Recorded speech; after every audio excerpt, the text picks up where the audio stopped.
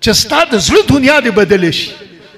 مولانا روم وایي د انسان په دې بدن په دې زړه باندې یو طرف ته د دې نفس جګړه ده او بل طرف ته د دې روح جګړه ده. دا نفس او دا روح دواړه تصادم کې دي، ځکه دا نه قلب چې دی نو دا یو دارالخلافه دی او په دې دارالخلافه باندې دا دوه قوتونه په تصادم کې دي. نو چې د چا باندې د نفس غلبه شي، قوت بهیمی په د باندې حکمران شي، نو د زړه قبضه دلته راشي. او چې کم باندې د قوت ملکی غلبه راشي، نو هلته د باندې د روح غلبه شي، نو دلته په زړه باندې د هغه حکمراني شروع شي.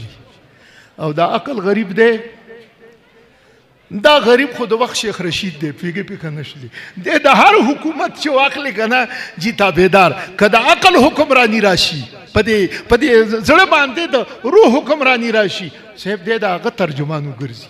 څومره ګورې نه د اهل الله ته څومره ښایسته مشورې ورکوي. خو که دا قوت بهیمي راشي، نو دی فساق و فجارو ته د عقل بیا څنګه مشورې ورکوي د بې دینۍ.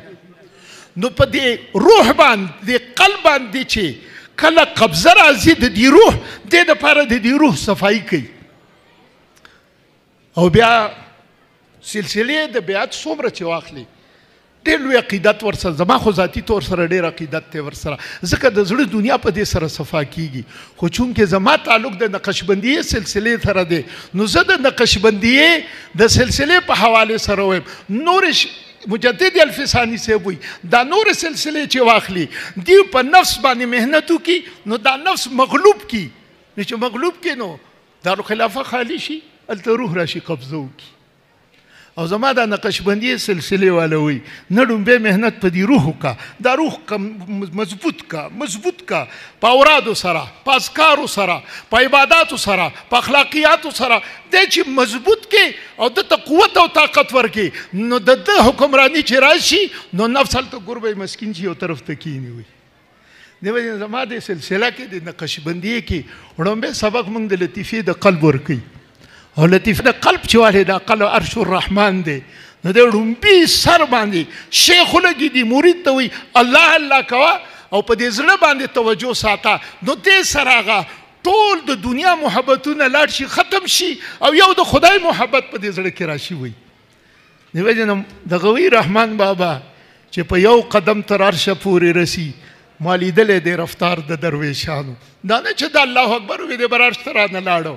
خو ما خپل سوچ دا دی چې دا د نقشبندي سلسلې باره کې ویل دي، ځکه په ړومبې ورځ باندې شیخ چې مرید ته سبق ورکوي، وایي بچی په قلب باندې توجه ساته، الله الله کوه چې د روح غلبه راشي، نو دی په ړومبي ورځ باندې د عرش الرحمن ته ورسوي. وایي ړومبي قدم باندې، نو چې زړه کې د الله حکمرانی راشي، د روح حکمرانی راشي، نو د دې خولې نه څه وخیږي؟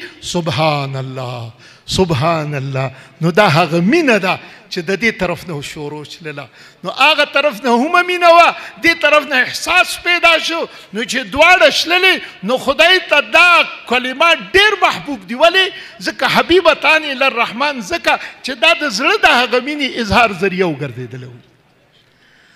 او مینه بیا سړي ته ګران څیز اسانه وي.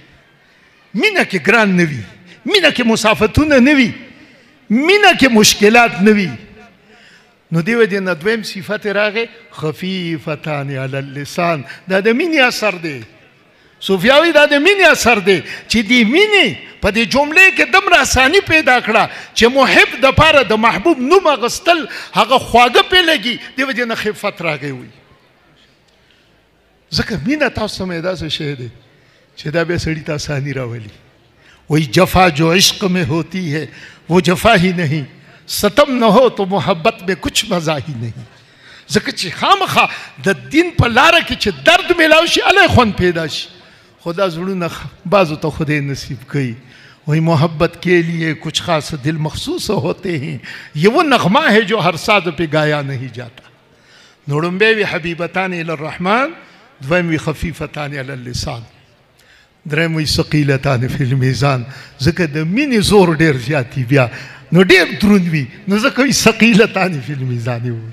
نو دا درې واړه صفتونه په کومو کلماتو کې راغلي تاسو یو مو زه به یو مو وایم سبحان الله وبحمده سبحان الله العظیم سبحان الله وبحمده سبحان الله العظیم سبحان الله وبحمده سبحان الله العظیم.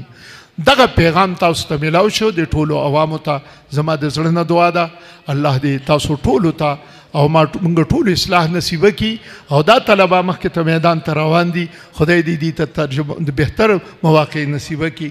واخر دعوانا ان الحمد لله رب العالمین.